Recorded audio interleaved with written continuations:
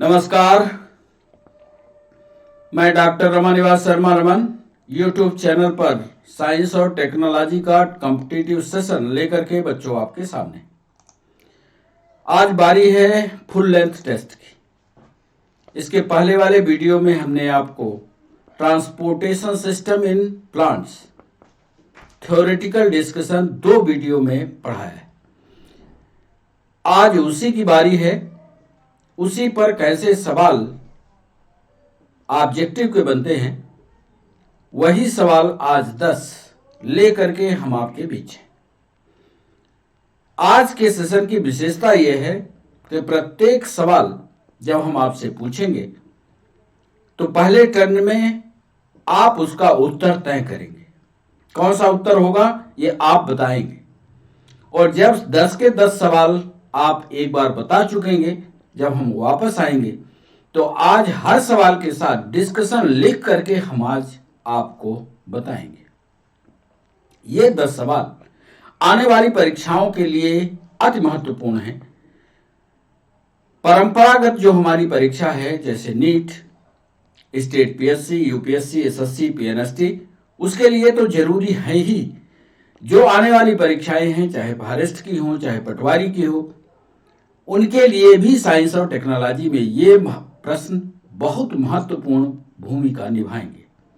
तो बच्चों ध्यान रखिएगा, इसके पहले वाले वो 2 प्रमुख वीडियो जरूर पढ़ लीजिए, तब आप इस फुल लेंथ टेस्ट को करने आइएगा। फुल लेंथ का यह सेशन हमारा 5 बजे लाइव है, और इस 5 बजे के सेशन में यदि आपको कोई दिक्कत पड़ती है, कोई सवाल पूछना है, तो आप कमेंट सेक्शन का उपयोग कीजिए, हमसे सीधा सवाल पूछिए। और इस सेशन को आज 10 सवाल हैं, इसका अगला सेशन होगा फिर 10 सवाल लाएंगे। इसलिए आपको कह रहे हैं कि वो प्रारंभिक वीडियो जो हमने थ्योरी के पढ़ाए हैं उसको जरूर पढ़ लीजिए। यदि आपने नोट्स नहीं बनाया है तो नोट्स भी बना लीजिए और फिर इन सवालों को कीजिए। आने वाली जो कांस्टेबल की परीक्षा है, पुलिस की परीक्षा है, नीट की परीक्षा है, इसमें ये सवाल जो है अति महत्वपूर्ण होंगे। सारे के सारे सवाल आपकी परीक्षाओं में कैसे पूछे जा सकते हैं, कैसे उनको घुमाया जाता है, कैसे उसमें कठिनाई उत्पन्न करके आपसे पूछा जाता है, इसका हमने आज विशेष ध्यान रखा है। चैनल को सब्सक्राइब करना, चैनल को लाइक करना और चैनल को शेयर करना जवाबदारी आपकी है। सेशन की शुरुआत करें उसके पहले एक चित्र पहले ही पेज पर आपको दिख रहा होगा। इसमें एक प्लांट हमने बनाया है। प्लांट के जितने भी पार्ट हैं सब पार्ट बने हुए हैं। रूट है, स्टेम है, लीफ है, और सीधे सीधे ये आप जानते हैं कि रूट से पानी या आवश्यक खनिज पदार्थ पत्तियों तक जाता है। पत्तियां क्लोरोफिल की उपस्थिति में खाद्य पदार्थ का निर्माण करती हैं, और वो खाद्य पदार्थ किस रूप में होता है आज इस पर भी सवाल पूछेंगे। और फिर वो खाद्य पदार्थ पौधे के विभिन्न भागों में पहुंचाया जाता है। तो ये सारा डिस्कशन इसके प्रारंभिक वीडियो में, वीडियो नंबर 1, वीडियो नंबर 2 हो चुका है। जरूर पढ़िएगा उन सेशंस को और तब इन सवालों को करिएगा। तो करें सेशन की शुरुआत 10 सवालों के साथ। पहला सवाल बच्चों आपके स्क्रीन पर ये रहा। सवाल को करते समय सवाल को बड़ी ईमानदारी से पढ़िएगा। सवाल कठिन हो सकते हैं पर दुरूह नहीं है। यदि आपने थ्योरी पढ़ी है तो प्रश्न जरूर बनेंगे। पहला सवाल आपके स्क्रीन पर, प्लांट्स में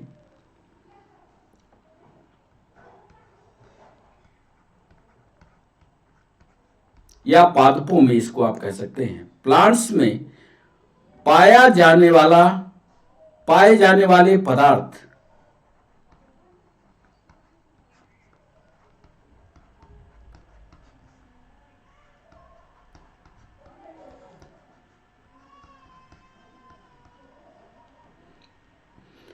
पाए जाने वाले पदार्थों का कम दूरी का परिवहन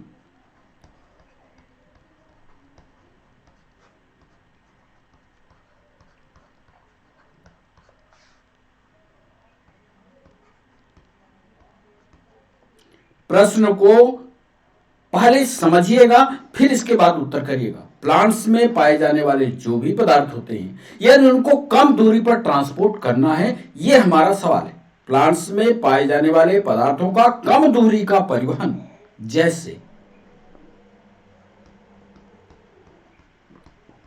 न्यूट्रिएंट्स या पोषक तत्व,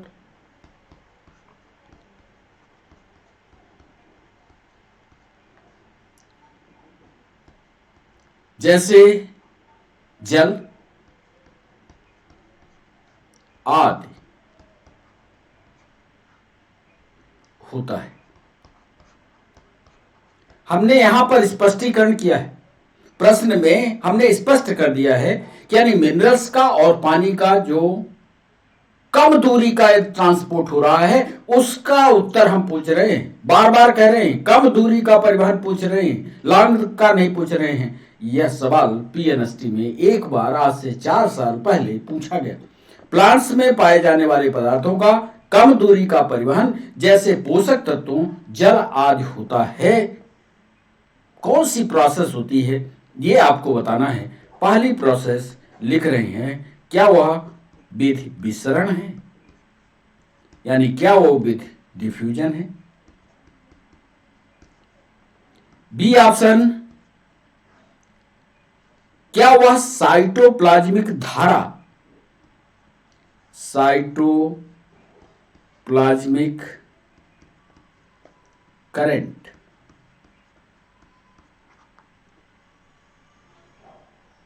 या इसको आप एक्टिव ट्रांसपोर्ट कह सकते हैं, एक्टिव ट्रांसपोर्ट है।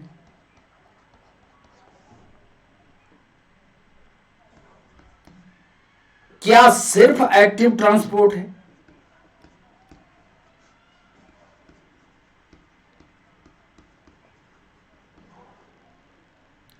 एक्टिव ट्रांसपोर्ट ओनली है। एक बार एक्टिव ट्रांसपोर्ट को साइटोप्लाज्मिक करंट के द्वारा जोड़ रहे हैं। जरा गंभीरता से सवाल को सुनिएगा, तब उत्तर करने की कोशिश कीजिएगा। क्या वो प्रोसेस डिफ्यूजन है? क्या cytoplasmic current plus active transport है? क्या एक्टिव ट्रांसपोर्ट ओनली है? क्या डी ऑप्शन दे रहे हैं, क्या विकल्प ए और बी दोनों हैं?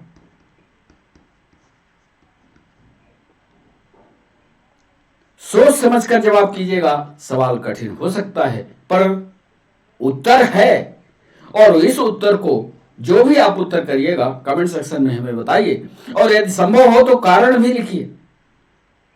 और यदि आप कारण नहीं लिखेंगे तो मजा नहीं आएगा।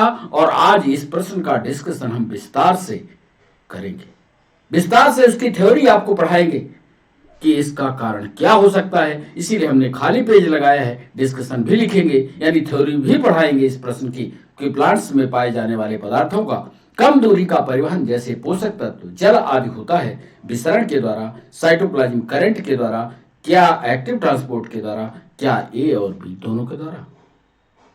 बच्चों, दूसरा सवाल आपके स्क्रीन पर यह रहा। प्लांट्स में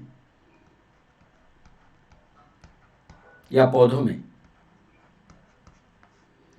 कार्बनिक और अकार्बनिक, फिर से शब्द को पकड़िएगा, कार्बनिक और अकार्बनिक, यानी ऑर्गेनिक एंड इनऑर्गेनिक पदार्थों का लंबी दूरी, पदार्थों का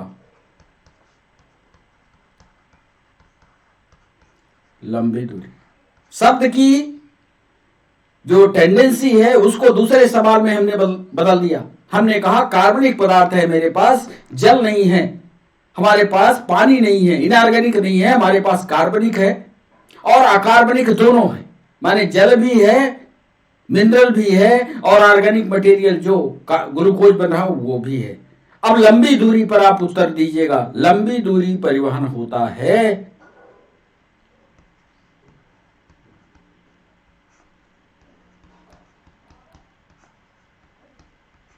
दीजिए जवाब। सरल स्थायी ऊतक द्वारा।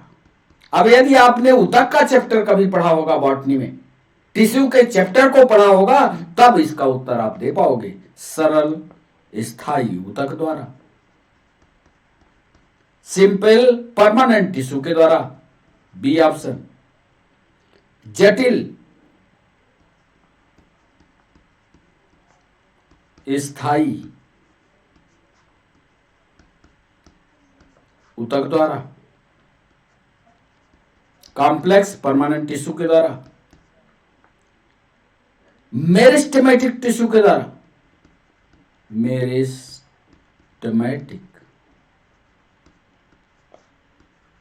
टिश्यू के द्वारा।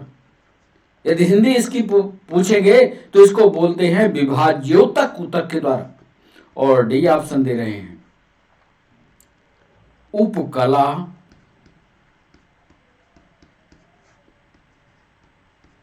ऊतक के द्वारा, क्यूटिकुलर या एपिडर्मल टिश्यू के द्वारा। कार्बनिक और अकार्बनिक पदार्थों का लंबी दूरी तक। अब आप समझ गए होंगे कि हम किस ऊतक की बात कर रहे हैं। यदि आपके दिमाग में वो स्ट्राइक कर गया तो उत्तर दे पाओगे। क्या वो सरल स्थायी ऊतक था, क्या वो जटिल स्थायी ऊतक था, क्या वो मेरिस्टेमेटिक टिश्यू था, क्या वो कला ऊतक के द्वारा था, इसका भी डिस्कशन आज सेशन में हम करेंगे। इसके लिए भी हमने खाली पेज लगाया है और खाली पेज में इसको लिखेंगे भी, यानी थ्योरी और प्रश्न दोनों आज आपके सामने रखेंगे। तीसरा सवाल आपके स्क्रीन पर यह रहा, जो रूटेड प्लांट है उन पर यह सवाल हमने तैयार किया। मूलीय पादपों में जल व खनिजों में जल व खनिजों का परिवहन। प्रश्न को पहले समझिए। मूल से तने यानी रूट से स्टेम, पत्तियों,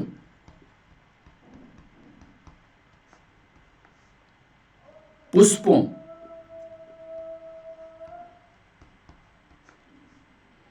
और फलों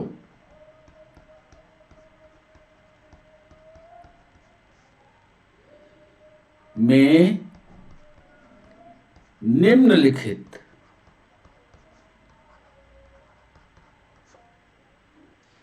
में से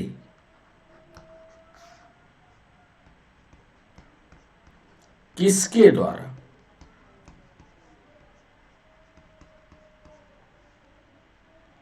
होता है। प्रश्न जरूर यूपीएससी में सवाल पूछा था। मूलीय पादपों में जल और खनिजों का परिवहन रूट से स्टेम। बात लंबी लिखी लेकिन प्रश्न सरल सा पूछा। रूट से स्टेम पत्तियों और पुष्पों और फलों में निम्नलिखित में किसके द्वारा होता है। ए ऑप्शन, क्या वो जाइलम है। बी ऑप्शन, क्या वो फ्लोएम है। सी ऑप्शन, क्या वो सीप ट्यूब है।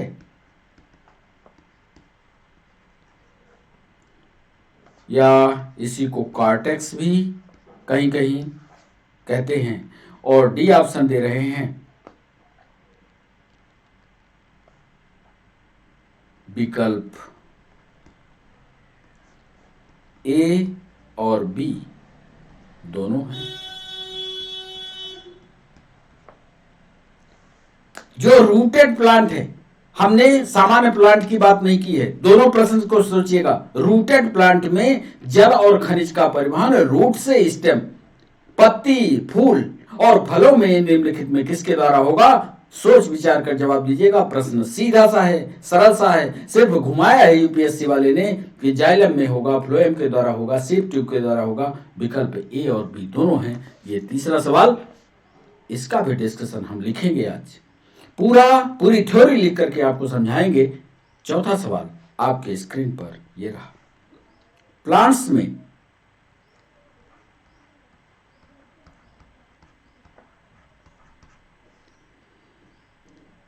गैसों,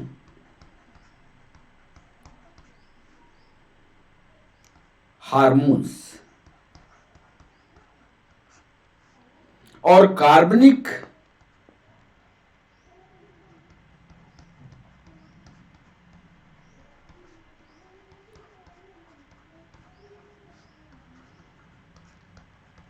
विलेयों का, क्योंकि विलेय रूप में ही हार्मोन्स जाएगा, विलेय रूप में गैस जाएगी और विलेय रूप में कार्बनिक पदार्थ भी घुली हुई अवस्था में पूरे पौधे में दौड़ेगा। तो हमने लिखा कि प्लांट में गैसों का, हार्मोन्स का और कार्बनिक विलेयों का परिवहन होता है।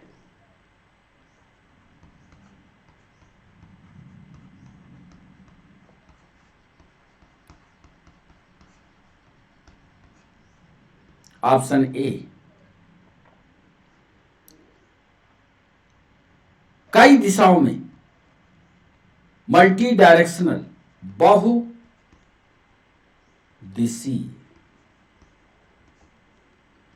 बी ऑप्शन, यूनिडायरेक्शनल, एक दिशी। सी ऑप्शन, टू डायरेक्शनल या दो दिशी।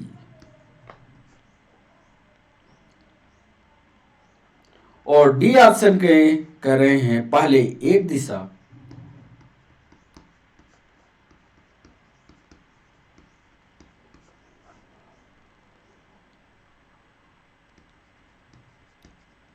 बाद में कई दिशाओं में।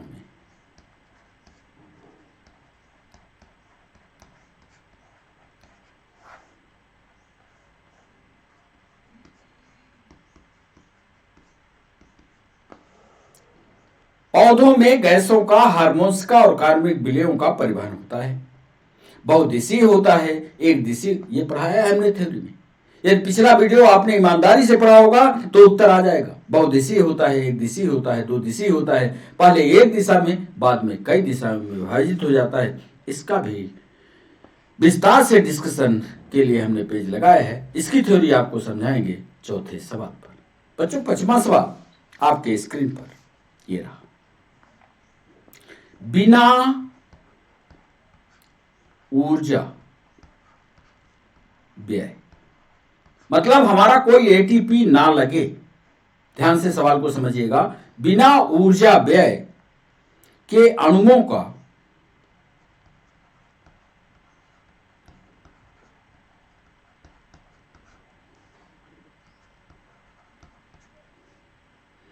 उच्च सांद्रता से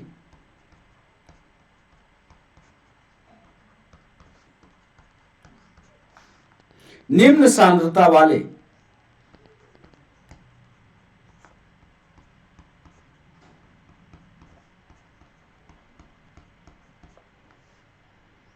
क्षेत्र की ओर गति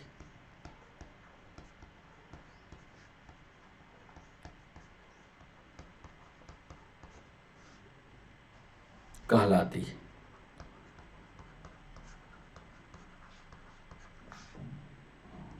क्या कहलाती है? सत्य क्या है? उच्च सांद्रता, हायर कंसंट्रेशन से लो कंसंट्रेशन की ओर। सोच लीजिए दिमाग में, यदि ये गति हो रही है तो क्या यह ऑस्मोसिस है? क्या यह परासरण है? क्या यह पैसिव ट्रांसपोर्ट है या निष्क्रिय परिवहन है? सी, क्या यह डिफ्यूजन है? क्या यह विसरण है? और डी ऑप्शन, क्या यह एक्टिव ट्रांसपोर्ट है? यदि आप सबकी परिभाषा जानते होंगे तो उत्तर इसकी बन जाएगी, नहीं तो 25वें सवाल पर भी हमने डिस्कशन रखा है, इसकी भी परिभाषा लिखेंगे कि बिना ऊर्जा व्यय के अणुओं का उच्च सांद्रता से निम्न सांद्रता वाले क्षेत्र की ओर गति क्या कहलाएगी। यहां पर कंफ्यूज मत होइएगा, यह सवाल पटवारी की परीक्षा में विगत 2 वर्ष पहले पूछा गया था। उसी सवाल को देखिए, पटवारी की भी परीक्षा में जो साइंस और टेक्नोलॉजी पूछी जाती है या फॉरेस्ट की परीक्षा में जो पूछी जाती है वो इतनी हल्की साइंस नहीं होती। ये फॉरेस्ट में वन रक्षक की परीक्षा में पूछा गया सवाल था कि बिना ऊर्जा व्यय के अणुओं का उच्च सांद्रता से निम्न सांद्रता वाले क्षेत्र की ओर गति क्या कहलाती है। बच्चे कंफ्यूज हुए, क्या कहा जाए इसको, ऑस्मोसिस कहा जाए, पैसिव ट्रांसपोर्ट कहा जाए, डिफ्यूजन कहा जाए, एक्टिव ट्रांसपोर्ट कहा जाए। आप सही उत्तर कमेंट सेक्शन में कीजिएगा, इसका भी डिस्कशन थ्योरी के साथ हम करेंगे। 6वां सवाल, विसरण यानी डिफ्यूजन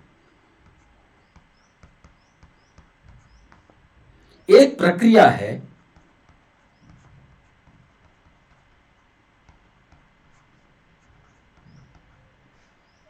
जो सक्रिय रूप से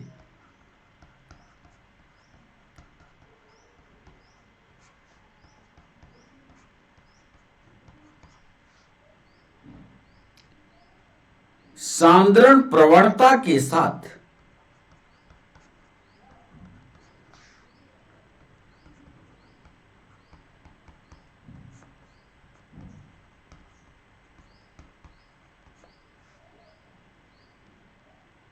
सम्मिलित है।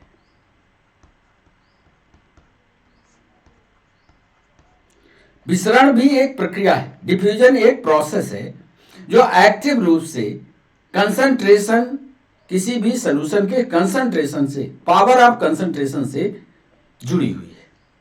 जरा प्रश्न का उत्तर देखिएगा,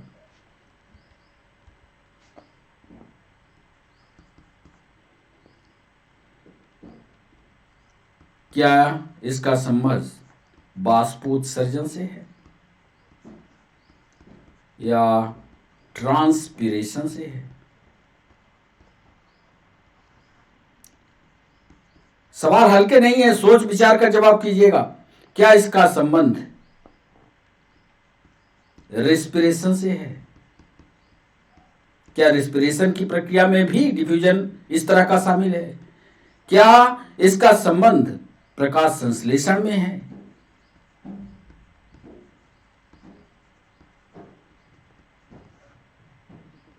और डी ऑप्शन दे रहे हैं उपरोक्त सभी में है।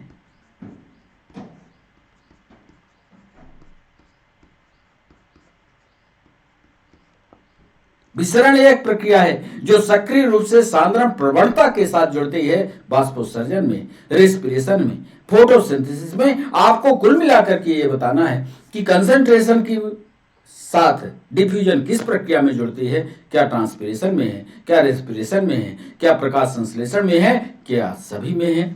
ये भी प्रक्रिया का कंप्लीट डिस्कशन आज हम लिखेंगे आपके लिए। 7वां सवाल आपके स्क्रीन पर ये रहा, निम्नलिखित में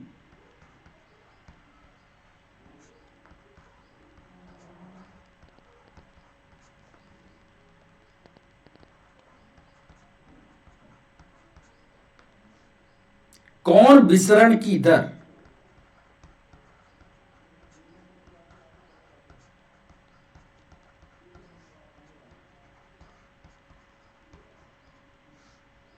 को प्रभावित करते हैं?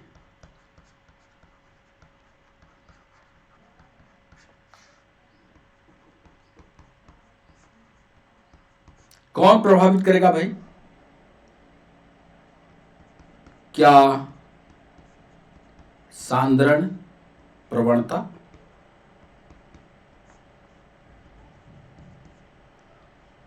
क्या झिल्ली की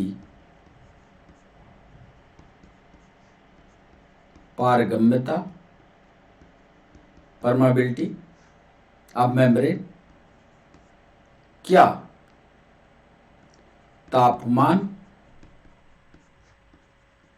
और दाब, और डी ऑप्शन दे रहे हैं ये सभी। डिफ्यूजन की पूरी प्रक्रिया जो पौधों में है या डिफ्यूजन की जो भी प्रक्रिया है कितने कारकों पर निर्भर है। यदि आपने डिफ्यूजन को पढ़ा होगा, हमने पढ़ाया है उधर, किस पर निर्भर करती है? क्या कंसंट्रेशन पर है, क्या झिल्ली की पारगम्यता पर है, क्या तापमान और दाब पर है, क्या सभी पर है? सही जवाब कमेंट सेक्शन में बताइएगा। इसका भी डिस्कशन हम करेंगे आज 7वें सवाल का। 8वां सवाल आपके स्क्रीन पर ये रहा। किसी पदार्थ के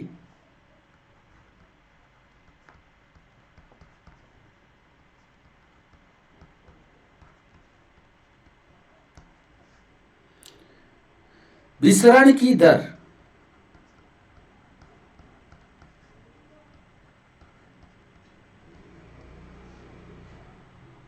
रेट ऑफ डिफ्यूजन, ध्यान से सुनिएगा, किसी पदार्थ के विसरण की दर प्रभावित नहीं होती।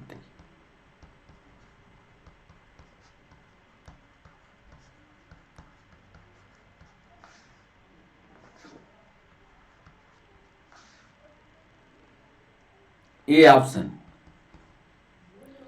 विसरित पदार्थों पर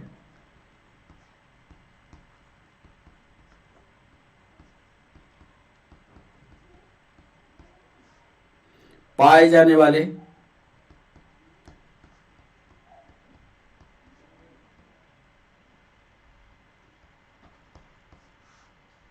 विद्युत आवेश द्वारा,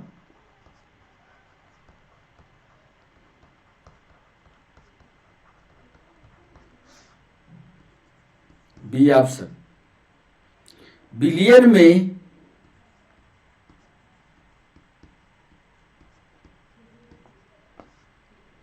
अन्य पदार्थ की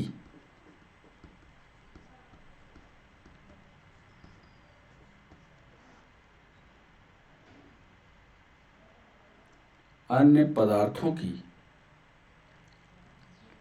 उपस्थिति द्वारा,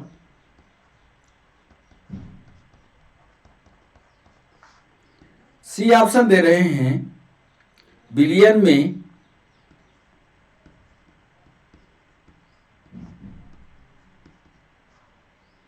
पदार्थों का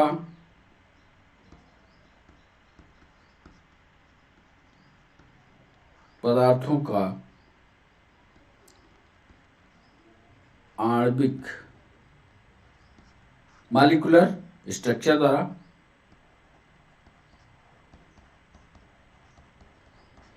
और डी ऑप्शन आपके स्क्रीन पर लिपिड में विसरित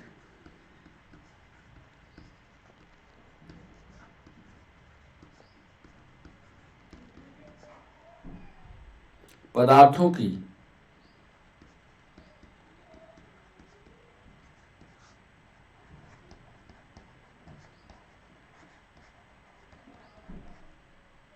घुलनशीलता द्वारा।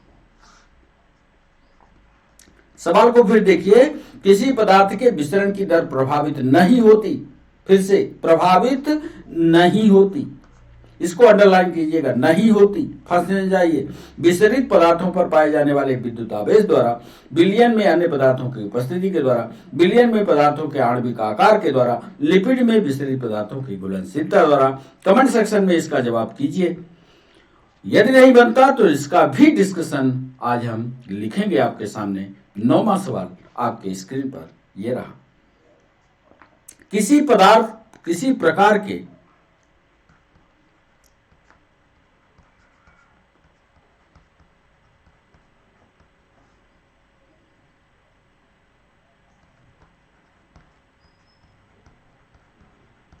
पदार्थों, किसी नहीं किस प्रकार के, इसको कर लीजिएगा किस प्रकार के पदार्थों का विसरण नहीं होता। विसरण यानी डिफ्यूजन।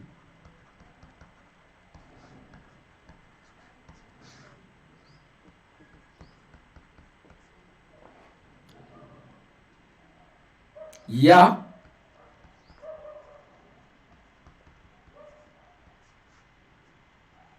झिल्ली द्वारा निकलने पर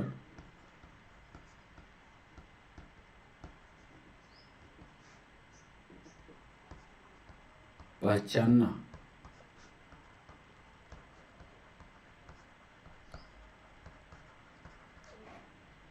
किस प्रकार के पदार्थ का विसरण नहीं होता या झिल्ली द्वारा निकलने पर पहचानना कठिन होता है?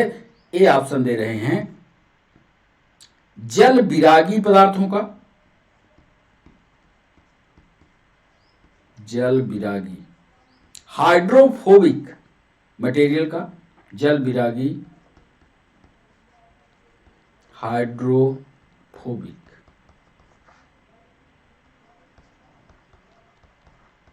पदार्थों का, बी ऑप्शन दे रहे हैं जल अनुरागी, अंग्रेजी में इसको हाइड्रोफिलिक कहेंगे।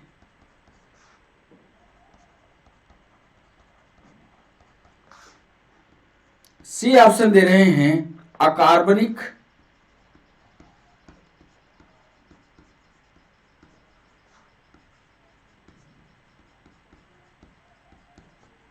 विलायकों का, और डी ऑप्शन दे रहे हैं जल विरागी और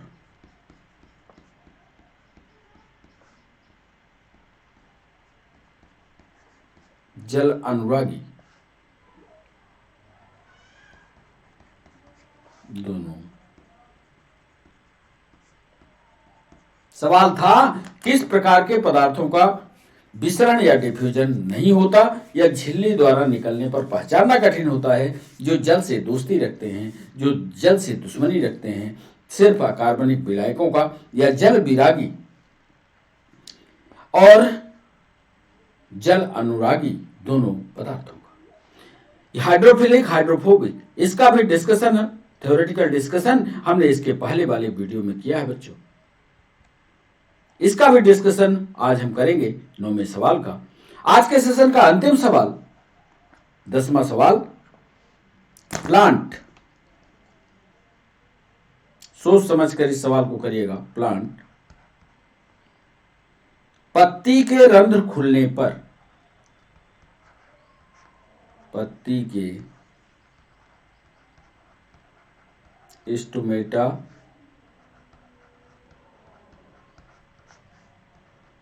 खुलने पर उनसे जलवाष्प, वाटर वेपर,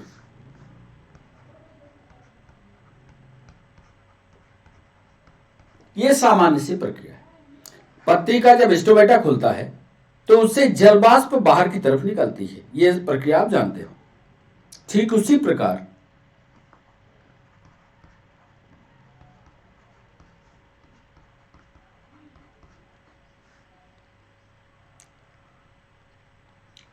प्लांट में प्रकाश संश्लेषण के समय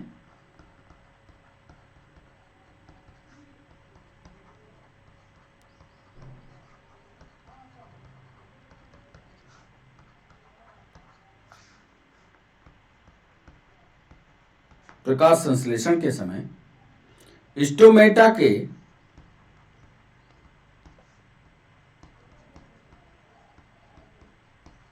खुलने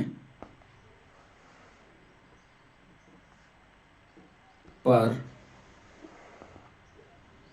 कार्बन डाइऑक्साइड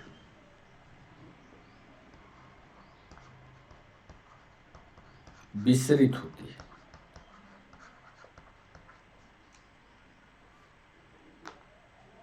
वाटर वेपर निकलती है।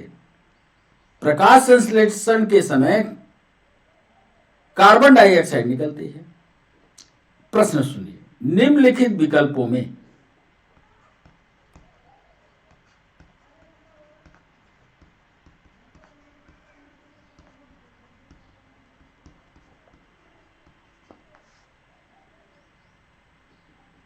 से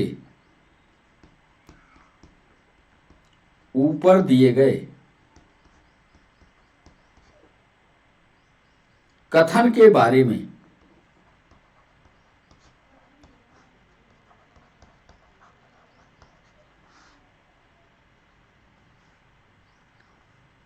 सही है।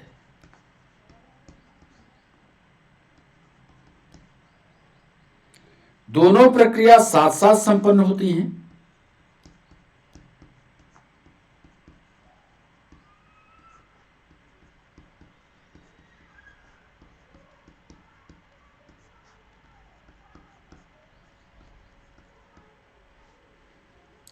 क्योंकि जल और कार्बन डाइऑक्साइड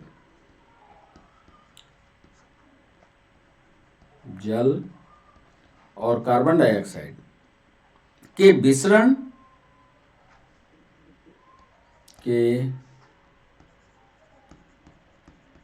विसरण की प्रवणता में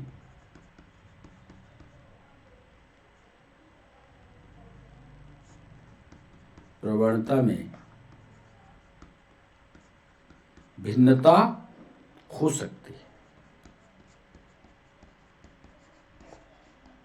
अब यदि आपने फोटोसिंथेसिस वाले चैप्टर को गहराई से पढ़ा होगा तो यह आपको पता लगा होगा कि पानी और कार्बन डाइऑक्साइड दोनों निकलते एक साथ ही।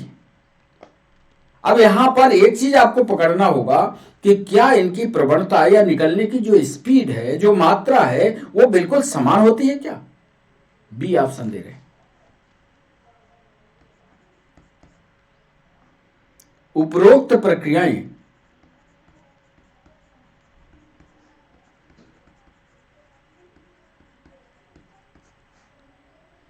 केवल रात के समय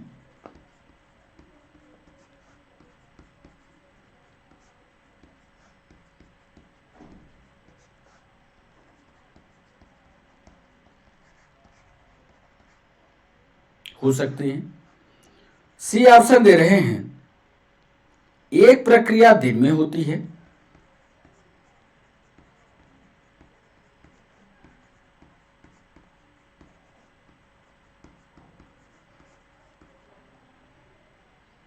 केवल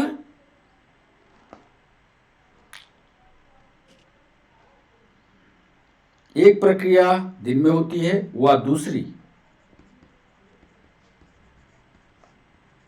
रात्रि में होती है। और अंतिम ऑप्शन डी दे रहे हैं दोनों प्रक्रियाएं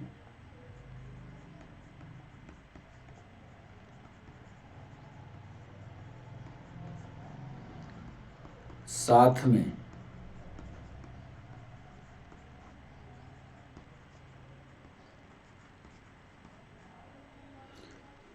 पौधे के स्टोमेटा खुलने पर वाटर वेपर निकालते हैं। ठीक उसी प्रकार जब फोटोसिंथेसिस चल रही होती है, ट्रांसपिरेशन की प्रक्रिया में वाटर वेपर निकल गया, उसी समय प्रकाश संश्लेषण की प्रक्रिया होती है तो कार्बन डाइऑक्साइड निकलती है। दिए गए जो कथन है, सही कथन कौन सा है? दोनों प्रक्रिया साथ साथ होती है, पर H2O और कार्बन डाइऑक्साइड की प्रवणता या ताकत या मात्रा भिन्न भिन्न हो सकती है। उपरोक्त प्रक्रियाएं केवल रात के समय संपन्न हो सकती है। एक प्रक्रिया दिन में होती है और दूसरी रात में होती है। और उपरोक्त प्रक्रियाएं केवल रात के समय हो सकती हैं। एक प्रक्रिया दिन में होती है और दूसरी रात में होती है। दोनों प्रक्रियाएं साथ में नहीं हो सकती।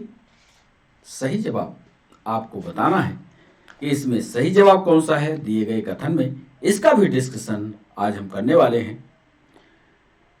और 10 सवाल में कितने सवाल आपने सही किए हैं, अब बारी है पहले सवाल की ओर लौटने की, उसका डिस्कशन करने की, आपको समझाने की। तो चलते हैं पहले सवाल पर। पहला सवाल हमने पूछा था आपसे, प्लांट्स में पाए जाने वाले पदार्थों का कम दूरी का परिवहन, माने छोटी दूरी का, पोषक तत्व और जल, डिफ्यूजन के द्वारा, साइटोप्लाज्मिक करंट के द्वारा, एक्टिव ट्रांसपोर्ट ओनली, सिर्फ, या विकल्प ए और बी दोनों सही हैं। इसमें विकल्प देखिएगा, पहले उत्तर लिख दें इसका।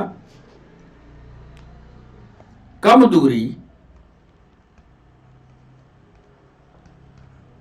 दूरी तक पदार्थों की गति।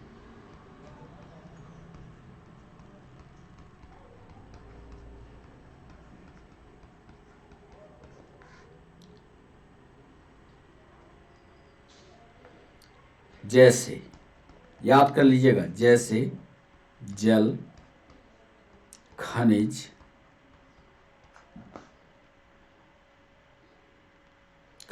पोषक तत्व लिख लीजिए, खनिज, पोषक तत्व, गैस और हार्मोन्स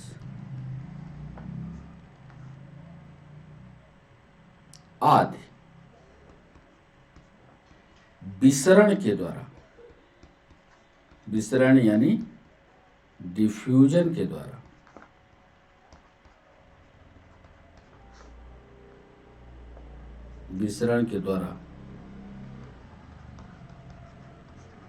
पहले प्रश्न लिखिएगा और जब नोट्स बनाएगा तो पूरी थ्योरी भी लिख लीजिएगा। होती है।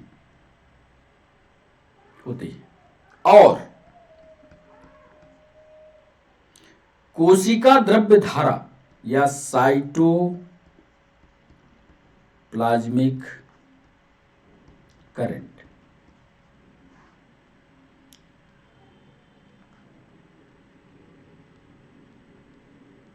इसको हिंदी में भी लिख लीजिए, कोशिका द्रव्य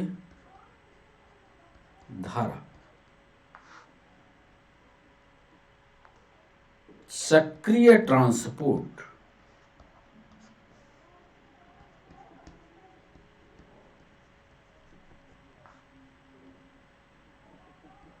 के द्वारा भी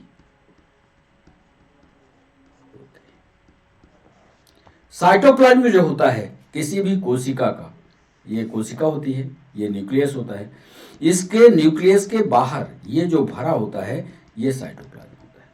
यह साइटोप्लाज्म या कोशिका द्रव्य ये मूव करता है, ये मूव गतिशील होता है और आने वाली जो भी मिनरल्स होते हैं, जो भी गैस होती है, जो भी हार्मोन होता है, ये साइटोप्लाज्मिक मूवमेंट एक्टिव ट्रांसपोर्ट के द्वारा पदार्थों को एक स्थान से दूसरे स्थान तक पहुंचाता है।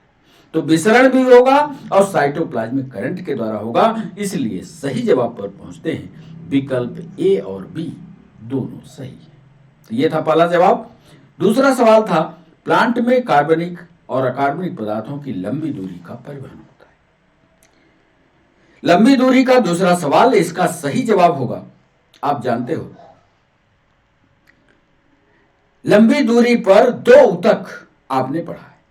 अब दोनों ऊतक जो होते हैं, जब आप टिश्यू पढ़ते हो, टिश्यू का क्लासिफिकेशन पढ़ते हो, तो आपको याद आ जाना चाहिए कि वो ऊतक जो होते हैं कॉम्प्लेक्स टिश्यू में आते हैं, परमानेंट टिश्यू होते हैं। तो यानी जटिल स्थायी ऊतक के द्वारा होता है। इसको भी लिख देते हैं कि अधिक दूरी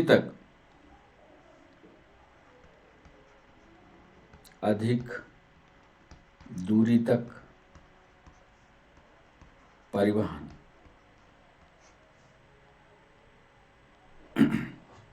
complex permanent tissue, complex permanent tissue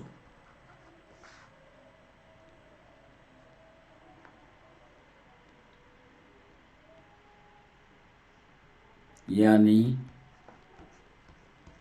xylem and phloem के द्वारा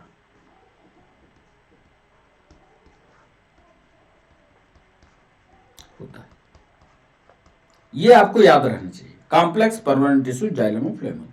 एक चीज और यहां पर लिखा दें कि जाइलम के द्वारा क्या होगा, जल और खनिज का परिवहन होगा, जल और खनिज का परिवहन होगा। और फ्लोएम में लिखा देते हैं, फ्लोएम क्या करेगा, अब ये पन्ना याद रखिएगा तो भूलेगा नहीं। फ्लोएम के द्वारा भोजन का परिवहन होता है।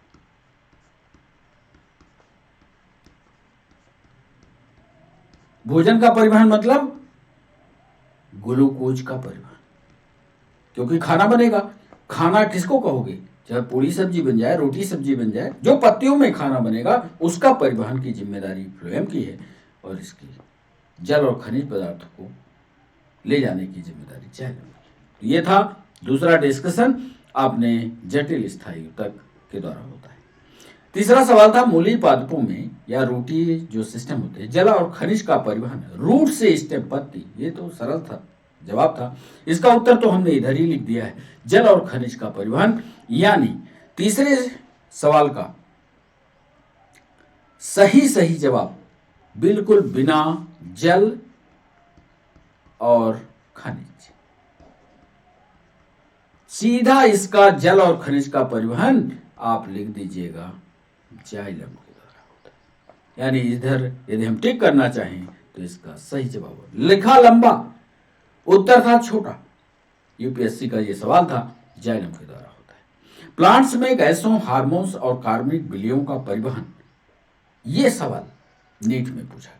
बहुदिशीय होता है, एक दिशीय होता है, दो दिशीय होता है। पहले एक दिशा में, बाद में कई दिशाओं में होता है। तो ये पहले हम आपको समझा दें कि ट्रांसलोकेशन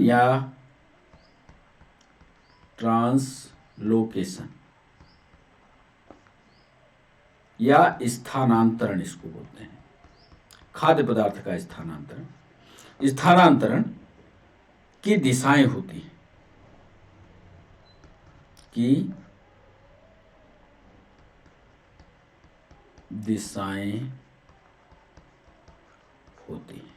पहली बात तो ये। दूसरे पॉइंट में ये लिखना, कार्बनिक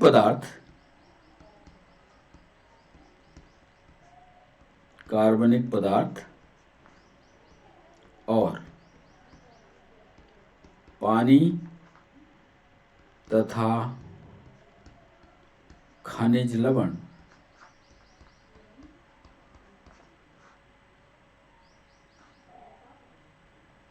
का गमन या ट्रांसपोर्टेशन बहुदिशीय होता है। खनिज पोषक तत्व लिख लीजिए, पोषक तत्व, खनिज पोषक तत्व का गमन बहुदिशीय होता है, बहुदिशीय होता है।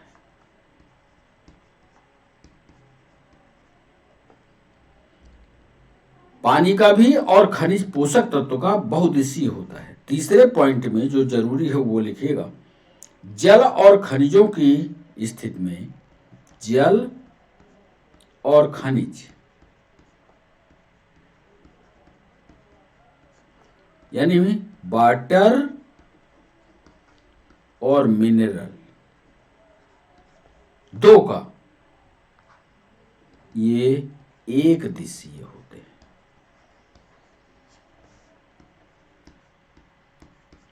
पानी दोनों में शामिल है, ध्यान से देखिए।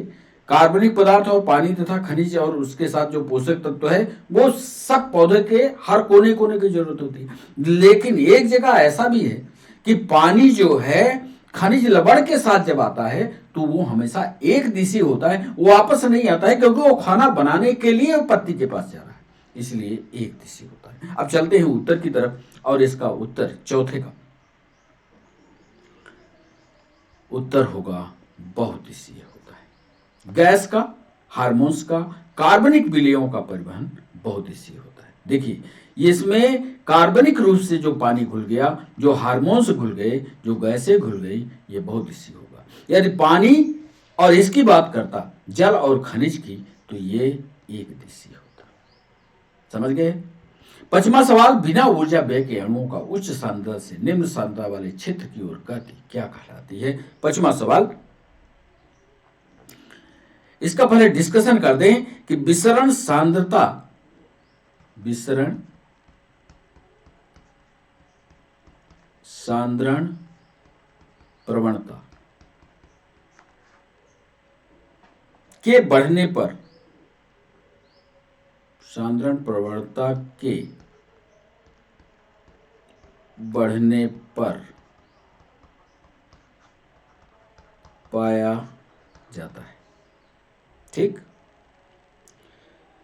अर्थात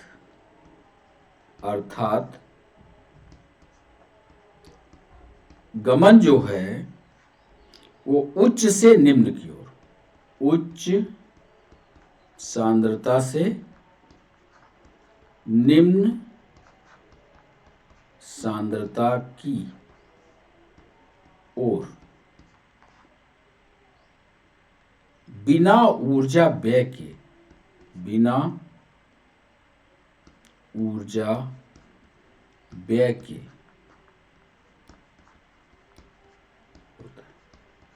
माने कुल मिलाकर के सांद्रण की प्रवणता, सांद्रण की ताकत पर यह निर्भर होता है और ये उच्च सांद्रता से निम्न सांद्रता की ओर जाएगा ही जाएगा। इसमें किसी भी प्रकार की ऊर्जा व्यय नहीं होगी। ये डिफ्यूजन की परिभाषा। बिना ऊर्जा व्यय अणुओं का उच्च सांद्रता से निम्न सांद्रता वाले क्षेत्र की ओर गति, ये कहलाती है सी यानी डिफ्यूजन। छठवां सवाल था, विसरण एक प्रक्रिया है जो सक्रिय रूप से सांद्रण प्रवणता के साथ सम्मिलित है। सांद्रण की प्रवणता के साथ सम्मिलित है तो इसमें बाष्पोत्सर्जन है, श्वसन है।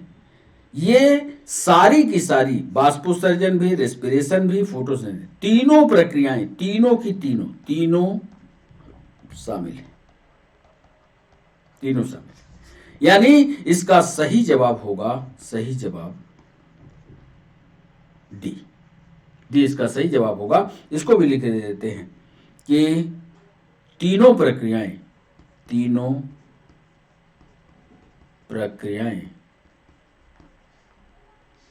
विसरण से जुड़ी होती। सातवां सवाल था, निम्नलिखित में से कौन विसरण की दर को प्रभावित करते हैं। सातवां सवाल, अब विसरण की दर को कौन प्रभावित करेगा। एक तो ये पक्का है सांद्रण प्रवणता, सांद्रण की जो कंसंट्रेशन है वो, झिल्ली की पारगम्यता भी, झिल्ली में कितने छेद है, कितनी परमाबिलिटी है, ये भी करेगा, और तापमान और दाब, ये तीनों प्रभावित करेंगे। अर्थात डी इसका सही जवाब होगा। यानी सतवें का तीनों कारक प्रभावित करते हैं। ये एक याद करिएगा, डिफ्यूजन की प्रक्रिया में विसरण को प्रभावित करने वाले कारक आपकी किताब में, एनसीईआरटी की बुक में लिखे हुए हैं। तो उसमें ताप है, दूसरा दाब है, सी सांद्रण प्रवणता है। इसकी भी थ्योरी पढ़ लीजिएगा। तो इसके कैसे प्रभावित करती है इसकी थ्योरी पढ़िएगा। आठवां सवाल था, किसी पदार्थ के विसरण की दर प्रभावित नहीं होती। तो किस पदार्थ की विसरण की दर, इसको थोड़ा सा हम लिख दें पहले, तब आपके समझ में आएगा कि विसरण की प्रक्रिया में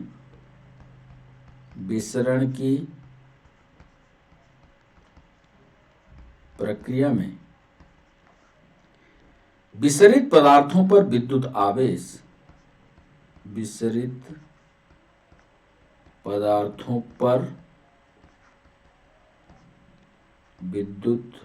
आवेश विसरण की दर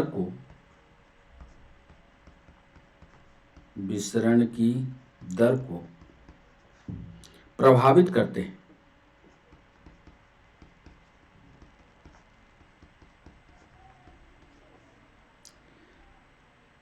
एक चित्र हमने एक बार बनाया था प्रोटीनों में, प्लाज्मा मेम्ब्रेन के साथ प्रोटीन के जो ऊपर कण होते हैं कैसे नीचे आते हैं, एक चित्र बना हुआ है, जब थ्योरी का डिस्कशन हमने किया है। चैनल प्रोटीन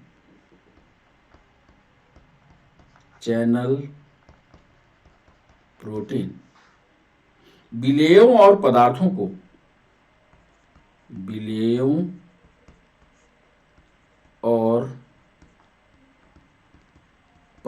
को उनके आकार के आधार पर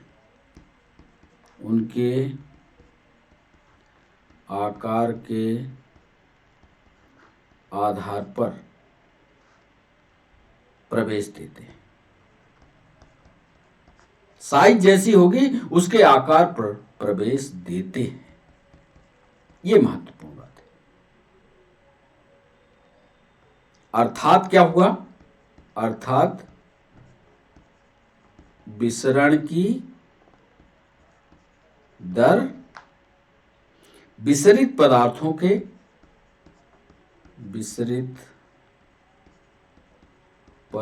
के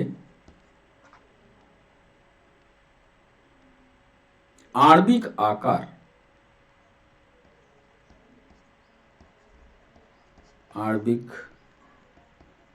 आकार तथा लिपिड में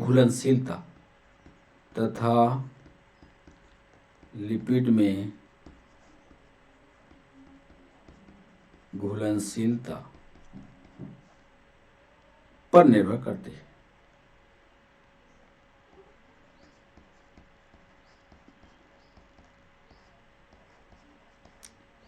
एक महत्वपूर्ण चीज यहां और नोट कर दें, ये तो एक पॉइंट हुआ। दूसरा एक महत्वपूर्ण पॉइंट नोट कर दें, अन्य पदार्थों की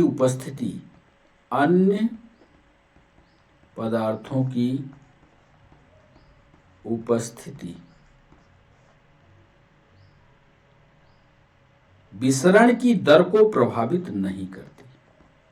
विसरण की दर को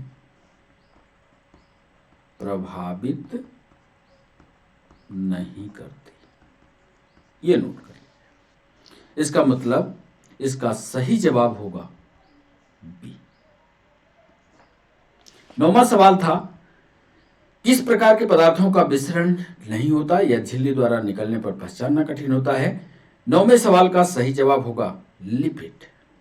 जलानुरागी होता है, ये हाइड्रोफिलिक होता है। जला विरागी, पहले इसको लिख दें, जल अनुरागी और जल विरागी। लिपिड विलेय अणु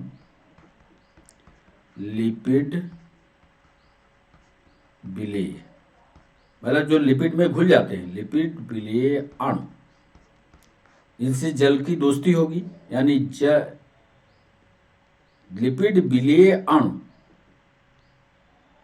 जल विरागी यानी हाइड्रोफोबिक कहलाते हैं। ये हाइड्रोफोबिक, जल से इनकी दुश्मनी है। हाइड्रोफोबिक सरलता से झिल्ली के पार चले जाएंगे, जबकि जलप्रिय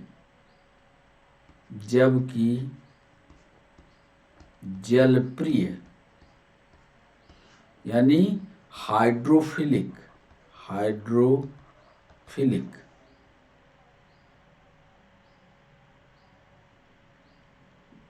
झिल्ली के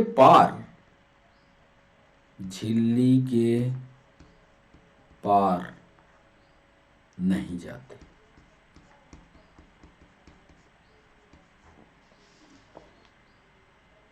यानी 9वें सवाल का बी आंसर सही होगा। हाइड्रोफिलिक पदार्थों का, किस प्रकार के पदार्थों का विसरण नहीं होता या झिल्ली द्वारा निकलने पर पहचानना, यानी हाइड्रोफिलिक जो होते हैं वो जल्दी से अंदर नहीं जाते। आज के सेशन का अंतिम सवाल, 10वां सवाल, जल वाष्प और कार्बन डाइऑक्साइड का विसरण। जल वाष्प और कार्बन डाइऑक्साइड का विसरण स्वतंत्र प्रक्रियाएं, ध्यान से लिख लीजिएगा, स्वतंत्र प्रक्रियाएं। उनका विसरण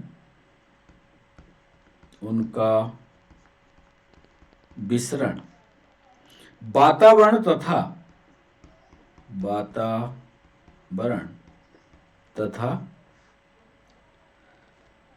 पत्तियों के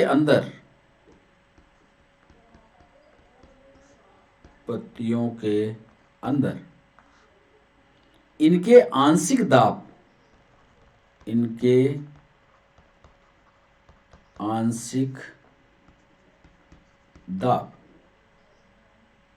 के अंतर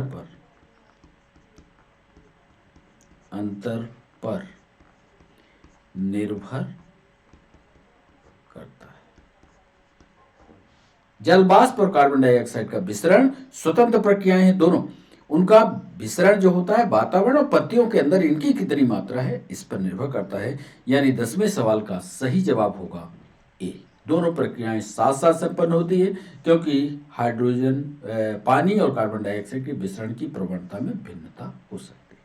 तो इस तरह से ये 10 सवाल आज पूरे होते हैं, लेकिन ये 10 के 10 सवाल आज थ्योरी के साथ हमने पूरे किए हैं। आप सेशन में जुड़े, कैसे लगे सवाल, कैसा रहा डिस्कशन, ये जरूर आप कमेंट सेक्शन का उपयोग करते हुए जरूर बताइएगा हमें। अगले सेशन में इसी थ्योरी के सेशन को फिर आगे कंटिन्यू करेंगे, कुछ सवालों के साथ, थ्योरी सवालों के साथ पढ़ाएंगे, फिर आपसे डिस्कशन करेंगे। तो आप हमारे साथ रहे, इसके लिए सभी बच्चों का बहुत बहुत शुक्रिया। फिर मिलते हैं नए सेशन के साथ, तब तक के लिए बच्चों बाय बाय, नमस्कार।